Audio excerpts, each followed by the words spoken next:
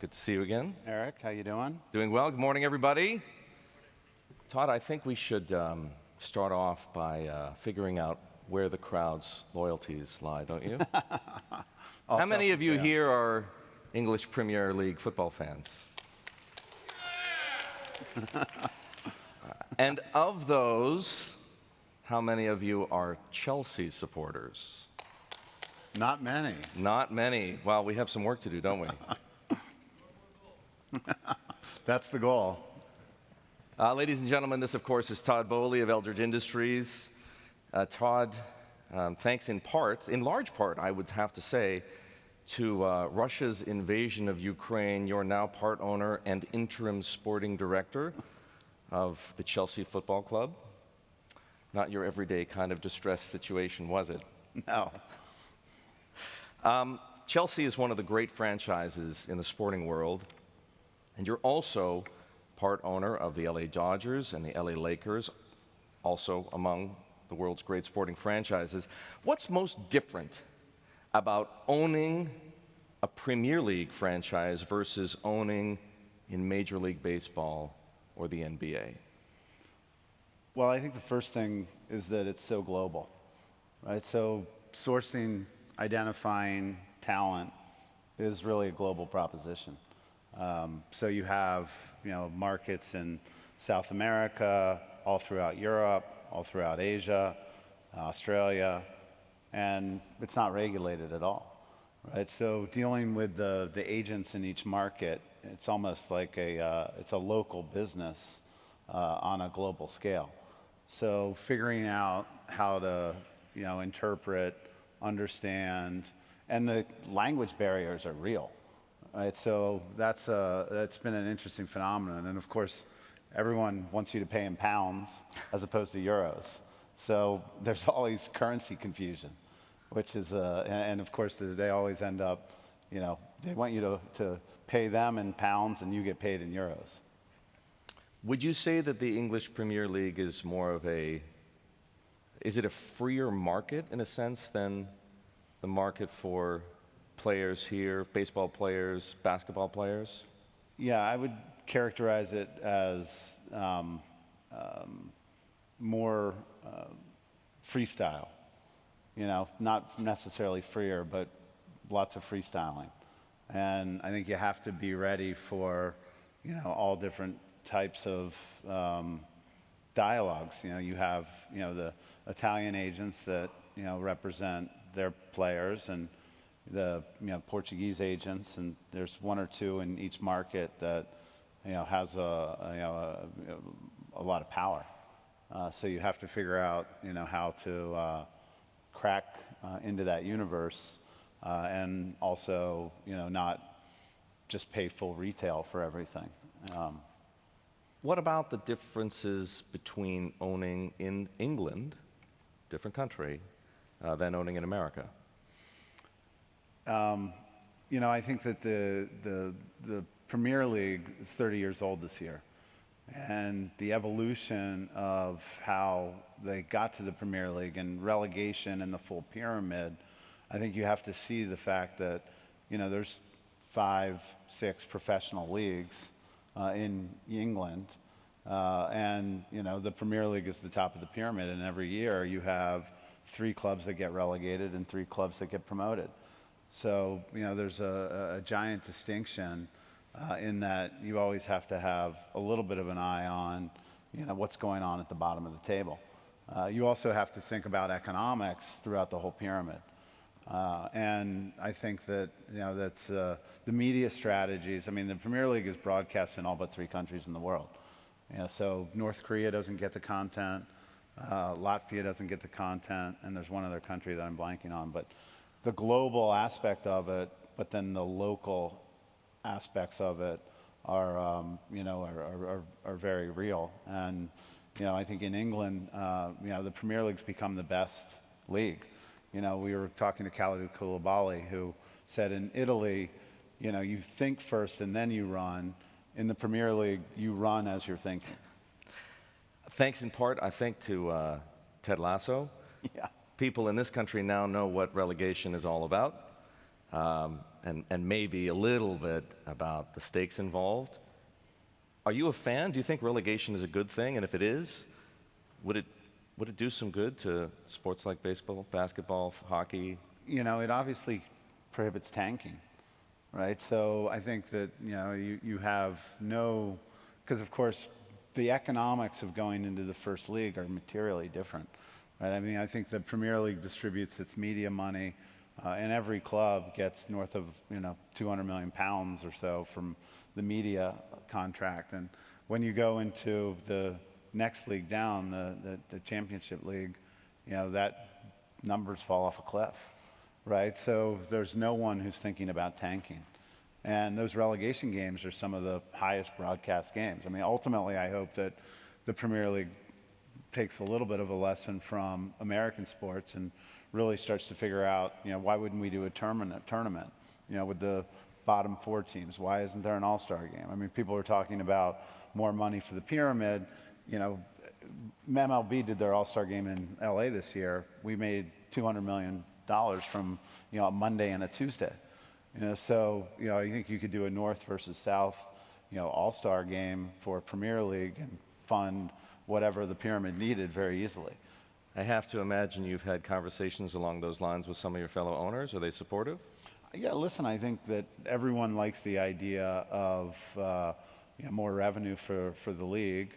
I think that, you know, there's a cultural aspect that you know, is just you know, is real, and I think, you know, I think evolution will come, and I think that, you know, you're going to look, if you look at the Chelsea app, for example, you know, it's way behind the MLB, the Dodgers, that app. Right, so I think that there's going to be a lot of evolution. And the nice thing about the Premier League is you own the worldwide rights, right? So the Dodgers, for example, if we were to take the Dodgers and build revenue streams in Asia with them, the way it works right now is, you know, we only would get 1/30th of the revenue. So there's really little incentive to grow into a global brand from a U.S. sports point of view. But of course, all these rules were written, you know, years ago, when the idea of global distribution, you know, at your fingertips wasn't available. Todd, in at least one respect, English football is no different from any sport. And what I mean by that, of course, is that the fans, right, the supporters in the local vernacular always know better. And in the case of Chelsea, they're doubly skeptical, right? They're wondering how a bunch of Americans and a Swiss billionaire with no history in the game could possibly know anything about building a championship team. So let's address that skepticism. What do you know? I think we know people. We know human capital. And I think we understand game plans and strategies. And yeah, we're not expecting to be, you know, the football experts to find the best talent. We're going to put those people in place. And I think it's no different than running any human capital business, where it's all about getting the right resources, making them collaborate, getting them organized, thinking about, you know, how you have, you know, a global business at a local level. So, you know, I think we're going to be continuously adding resources. You know, I think we've been talked about having a multi-club model. I would love to, you know, continue to build out the footprint. You know, I think that, you know, there's different countries where there's advantages to having a club. You know, Red Bull does a really good job. They've got Leipzig and they've got Salzburg, and both of which are playing in Champions League.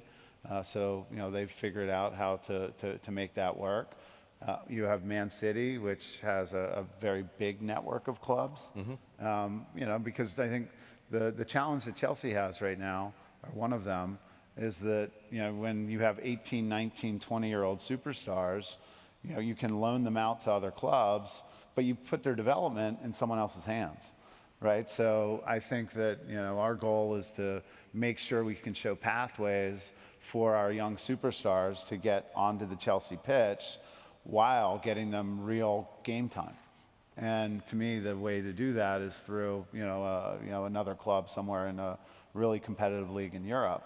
And because of Brexit, you also have to think about, okay, well, how am I going to get these boys, and of course we have the top women's club in the world too, but how are you going to get them into Europe, you know, and so, or sorry, into England because of Brexit. So we need GBEs, which are basically points that you get for playing in different leagues. And the more points you get, the more caps you play, the more national teams that you have, it's easier to immigrate. So our job is to figure out how to put that platform together so that we can get our 18, 19, 20-year-olds, because we have one of the best academies in the world. So if you look at what our academy has developed, our academy is Mo Salah, Kevin De Bruyne, more recently Tammy Abraham, Reece James, Mason Mount, Trevor Chalobah. We have 10 or 11 players right now that are either on loan and controlled by us, or we have the right to buy them back, or they're playing for our team that came from our academy. So what we really need is a place to put our 18, 19, 20-year-olds to develop them somewhere in Portugal or Belgium or somewhere like that, get them the points they need, and also get them out of South America and into Portugal is a perfect place, for example, we think, and then to get them on the pitch in Chelsea. You just talked a moment ago about the importance of talent and the people whom you need to hire to manage that talent. The decision to sack your coach, Thomas Tuchel, has come as a surprise to many fans and analysts, and perhaps to Tuchel himself, since it came after Chelsea spent some $300 million on new player signings. These people think you panicked, Todd, after losing a Champions League match, against Zagreb. What's the real story? When you take over any business, you just have to make sure that you're aligned with the people who are operating the business. And I think Tuchel is obviously extremely talented and someone who had great success at Chelsea. Our vision for the club was finding a manager who really wanted to collaborate with us, a coach who really wanted to collaborate. I think there's a lot of walls to break down at Chelsea. And before, the first team, for example, in the academy, didn't really share data. They didn't share information about where the top players were coming from.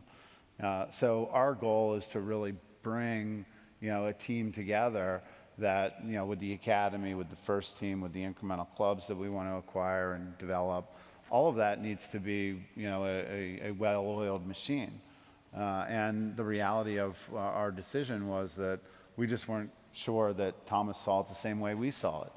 And no one's right or wrong. It was just we didn't have a shared vision for the future. And it wasn't about Zagreb. It was really about the shared vision for what we wanted to Chelsea Football Club to look like. And it wasn't a decision that was made as a result of a single win or loss. It was a decision that was made really about what we thought was the right vision for the club. Todd, since acquiring the Dodgers back in 2012, you and your fellow owners have almost doubled its value to north of $4 billion. Media rights were an essential part of that. Are media rights as important to your plans for Chelsea? Well, because we have the intellectual property that is global and is ours, it's absolutely a key component. And because we have a global fan base. So developing that fan base is our number one goal, right? To give them things that they can't get anywhere else, right? We're the only place you can go to experience the insides of Chelsea Football Club. And, as we think about what we're going to do digitally with that platform, it's absolutely a direct connection to our fans, the people who care the most. The passion that people have about, football, you can think about it and you can intellectualize about it. But when you're experiencing it, I don't think there's anything like it. And maybe college football would be the thing that I would say is most here in America. Here in America, yeah. But it's beyond passion, right? It's bordering religion. You talked about building a network of clubs, possibly by acquiring a franchise in Portugal or Belgium. How else do you add value to this franchise? Well, I think you figure out how to make the academy that is so top, collaborate with the first team. You show players the pathway. You teach them about how you're thinking about the future. You treat your players of the academy as academy product, not academy players. So I think you Is Barcelona the example there? yeah, La Masia is an amazing. They've done an amazing job. And of course, no one can own Barcelona or Real Madrid, right, or Bayern Munich for that matter. So I think we think that Chelsea is probably the biggest brand that one can own in sports worldwide. If the Super League or something like it were revived in European football, would you be supportive? I think Champions League has a big component of that already, right? So you have the best clubs throughout Europe playing in the best competition. And so I think we believe very much that, Champions League has a lot of that. And there's a reason if you win Champions League, you make, over 100 million euros, right? So, you win the Masters and you make a couple $1 million. You win Champions League and you make over 100 million euros. But you could be playing Barca or Real Madrid or Bayern Munich more frequently. Yeah, and I think you can do that in the summer, and there's other ways to do that. And I think that the passion that the fans have for the sport and for the sport as it is so strong that it's hard to envision, changing. Because people want to know. Is that a hard no? I never say hard no's. I mean, I like to keep options alive, but obviously it's not something that we're talking about at all. Are there parallels between the rationale for owning sports franchises like Chelsea and the Dodgers and your investments in other businesses that are similarly built around an audience? And I'm thinking about film and TV production, for example, magazines, song catalogs, gaming, restaurants. Are there parallels? I mean, in the end, you have to deliver products that people want, right, and that people value. Whether that's in film and TV, right? If we obviously A24 that we founded in 2012, has done an amazing job cultivating audiences and becoming its own brand. People go to watch A24 films. They go to watch A24 shows. The fact that they've been able to cultivate that in a mere 10 years is a real testament to the management team. But yeah, it's about building an audience no matter what you're doing, right? You have to have people who are willing to open their wallets to trade with you. You're working with Vlad Doronin and his Aman Group on an ultra-luxury property, or at least an ultra-luxury hotel, right, for the property that you own next to the Beverly Hilton in Los Angeles. Is the thesis around high-end real estate the same as your thesis around the scarcity value of franchises like Chelsea? I think the core is very similar. I think Aman Group, we believe, it opened up now in New York. There's in the Crown Building. The reviews have just been fantastic. We think it's the highest luxury brand out there. The level of quality, the level of service. I think it's unique, and it absolutely is about offering something that is rare. Evidently, the Aman New York is for sale. Are you interested? The building itself, the real estate. That's right. Yeah. The model there is to have we own some of the buildings themselves, and I didn't know that was for sale, but Vlad himself owns it. It was so important to him that he put up hundreds of millions of dollars. So I would imagine that he might be thinking about, now that it's up and operating, to diversify a little bit. But I think it's a fantastic spot. It's got really I think it's got 24 residences in there and 80 keys in the hotel, and they've got 2 really good restaurants. So I would definitely take a look at it. What about the business of luxury more broadly? You can take it if you need to. No, I'm good. Business of luxury more broadly, and I'm also thinking about private travel, right, with your investment in FlexJet as we head into an economic slowdown and maybe even a recession. I think people are pricing travel differently, right? I think that they're the safety, the luxury, I think people are willing to spend more of their budget on travel. So we've been big believers in it, for a while. and the pandemic really accelerated a lot. And I think that, I think people are willing to spend more money on that aspect of their daily lives.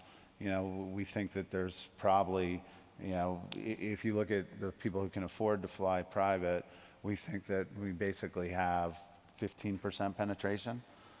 So we think there's a lot of upside in the business.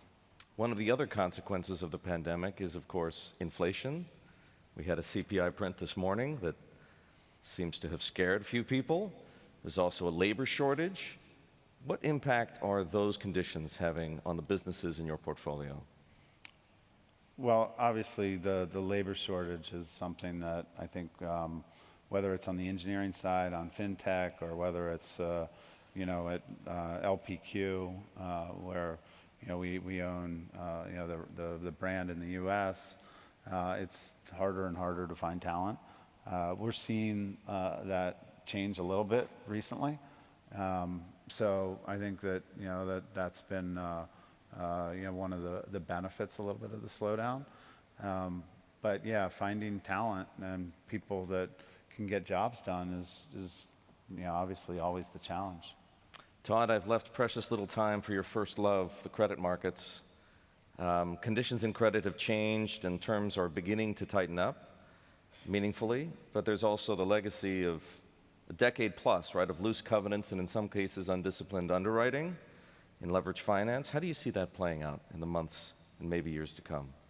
It's a continual dance, right, between the issuers and the owners of the risk.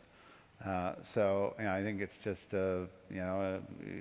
it goes back and forth, depending on what the market conditions are and what the demand for the product is. And I just think of it as a dance, and it never ever ends. It just continuously goes back and forth. And again, I think if you look at why I think I like credit so much, and I like being at the top of the capital structure and senior secured, even if there's not maintenance covenants, generally you have a pretty good idea of what the bet is that you're taking, right? And the bet in credit is generally, as long as the business is worth more than your attachment point, you're going to be okay. And it might not be a fun ride, but if you get your money back and you get your rate of return, or even if in a bad situation you get 85 cents on the dollar, that's not a horrible outcome. So I think it's really about just continuously finding businesses, and most credit metrics are backwards looking, and I think most business valuation exercises are forward looking. So you always have to be thinking about, what is this business really worth, and where am I attached to it, and what's the future of the business worth? So to me, that's the number one thing we look at. You sold your CLO business, CBAM, to Carlyle earlier this year, a very timely transaction for you. As I understand it, there's nothing to stop you from starting another CLO business. Would you have any plans to do so? No, we're in the process of building one out again, doing it all over. And, I think we would be 2.0 with, a little bit of a different perspective, because the markets have evolved. I think the private credit markets have grown massively. So I think, table stakes are really, you have to be able to, underwrite $100, $200 million chunks. And so we're preparing for, that version of these credit markets again, and excited about it. How big do you think it'll be by the time you're finished building it? Listen, I think,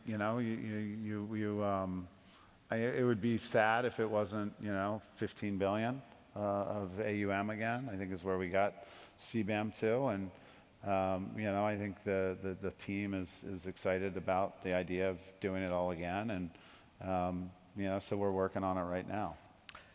We've seen a huge shift, you just referenced it, toward less syndicated credit, private credit if you like. And as well, the entry of bigger and better borrowers into that market. Does anything stop or slow that trend? I think the world just continues to grow. And I think that, some borrowers like the idea of having 6 or 7 people to talk to as opposed to 150. And, there's like everything. There's There's very few things that are, just outright good or outright bad. There's pros and cons. And I think people right now are the mindset, like, working through a distressed situation, with, 150 borrowers that, some of which are lenders, sorry, some of which are, not really in tune to the situation, kind of is a challenge, right? There's a herding cat mentality to it that isn't easy. And so I think that again, this is another typical dance. And right now, the mindset is, fewer borrowers. And of course, the big players are just getting bigger and bigger and bigger, right? So you've got Blackstone and Apollo and, the KKRs of the world and the Carlyles that are really focused on scale. And, they're interested in being able to write, 300, 400, 500, 600 billion, Owl Rock billion dollar exposures and then syndicate down. Sadly, we've just about run out of time, so I have one last question for you. Is Chelsea the business of yours you're most excited about? And if it isn't Chelsea, what on earth could it be? Again, I think that there's to say one's more exciting than another is hard. They all have exciting moments. I will say there's nothing like a goal. I'm still trying to figure out what a goal feels like. And maybe it's a walk-off home run, right? But when you have 3 goals per game, there's not a lot of goals. So the highs of scoring a goal and the lows of being scored on are brutal. And, I think that that's a feeling that I'm still trying to figure out exactly where it sits within the ecosystem of feelings of, but I think maybe a walk-off home run and a goal are similar. Todd, thank you very much. Ladies and gentlemen, Todd Boehly.